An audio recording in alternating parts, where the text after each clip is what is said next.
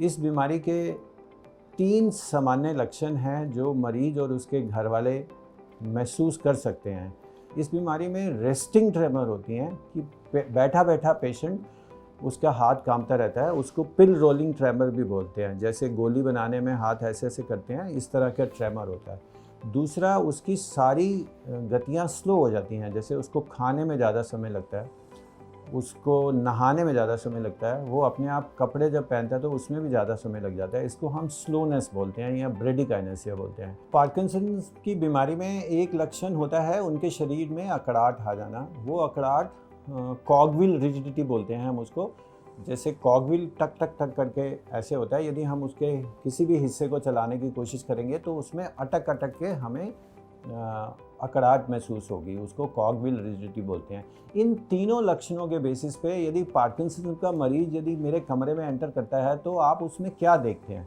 आप उसमें देखते हैं कि उसके चेहरे के एक्सप्रेशन नहीं होते, उसको हम रोबोटिक फेसेस बोलते हैं। उसकी आई ब्लिंकिंग की स्पीड कम हो जाती है, वो ऑलमोस्ट स्टिल आपको फेस लगता है। जैसे बच्चे खेलते हैं तो बोलते हैं स्टैचू। सो पार्किंसन का पेशेंट एक स्टैचू की तरह होता है। जब वो चलता है तो वो छोटे छोटे शॉर्ट्स शफलिंग स्टेप्स के साथ चलता है और थोड़ा सा आगे झुका हुआ चलता है।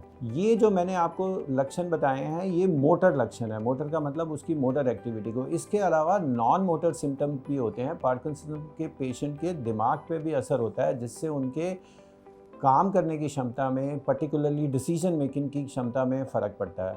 उनकी बॉडी में और भी चेंजेस आती हैं, जैसे उनको ब्लैडर में प्रॉब्लम आ सकती है, कॉन्स्टिपेशन उनको ज़्यादा कॉमनली देखा गया है, और बाद की स्टेजेस में उनकी मेमोरी में भी फ़र्क पड़ता है, जिसको पार्किंसनिज्म विद डिमेंशिया बोलते हैं। हम इस पेशेंट को इन सब लक्षण यदि बहुत क्लियर कट हों तो पहचान लेते हैं। और ये क्यों होता है? पार्किंसनिज्म एक ऐसी बीमारी है जो ब्रेन में वो सेल जहाँ डोपामिन बनती है, वो सेल धीरे धीरे कम हो जाते हैं और डोपामिनर्जिक डेफिशिएंसी हो जाती है, और इसीलिए जो डोपामिन को एनहांस करती हैं वो दवाइयाँ इस बीमारी के लक्षण को रिवर्स कर सकती हैं। जैसे पहली बारी यदि इसके डायग्नोसिस के लिए हम ऑफ कोर्स ऐसी वो बीमारियां रूल आउट करते हैं जो पार्किंसन से मिलती जुलती होती हैं, उसके लिए ब्रेन स्कैनिंग तो ज़रूरी होती ही होती है। PET scan, specialise PET scan करके हम इसको स्पेसिफिकली भी डायग्नोस करते हैं, जो सामान्य ज़रूरी नहीं है। मरीज को उसके क्लिनिकल लक्षण्स और उन क्लिनिकल लक्षण्स के साथ कोई और बीमारी यदि हो उसको रूल आउट करने के बाद बहुत इम्पॉर्टेंट है, जब हम उसको दवाई देते हैं जो पार्किंसन की मेन दवाई है, जिसको लीवोडोपा कार्बिडोपा का कॉम्बिनेशन है, जब हम देते हैं तो उसको ऑलमोस्ट ड्रामेटिक रिलीफ आता है, और 10 से 15 साल तक हम इस दवाई के बेसिस पे उस मरीज को नॉर्मल मूवमेंट, नॉर्मल लाइफ और नॉर्मल एक्टिविटी करने के लिए सक्षम करते हैं। इसके अलावा पार्किंसन की बीमारी को मैनेज करने के लिए आपको डेफिनेटली किसी न्यूरोलॉजिस्ट की सहायता से अपनी दवाइयों को टाइट्रेट समय समय पर करते रहना पड़ेगा।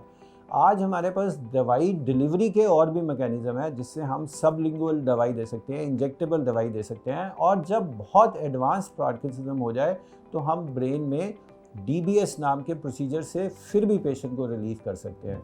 और ये ज़रूरी है कि आप इन सब चीज़ों के अलावा अपने लाइफस्टाइल में वो चीज़ें लाइए जो आपको हेल्प करेंगी। पार्किंसनिज्म के बारे में एक बहुत अच्छा शोध है कि यदि आप साइकिलिंग करते हैं, स्टेशनरी साइकिलिंग करते हैं, तो उससे भी आपकी बॉडी में डोपामिनर्जिक एनहांसमेंट हो जाती है। बाहर पार्किंसनिज्म के पेशेंट्स के लिए ये देखा गया है कि यदि उनको किसी ग्रुप एक्टिविटी में एक्सरसाइज कराई जाए, जैसे एरोबिक एक्सरसाइज और dancing activities, so they tend to control and manage their parkinsonism symptoms better. इसके अलावा जो इमोशनल सिम्टम्स हैं, साइकोसिस के सिम्टम्स हैं, जो पार्किंसनिज्म की बीमारी और उसकी दवाइयों की वजह से हो सकते हैं, वो भी यदि आप डॉक्टर की सहायता से, दवाइयों से और नॉन फार्मेकोलॉजिकल मीन्स से करेंगे तो आपकी लाइफ ईजी हो जाएगी। धन्यवाद।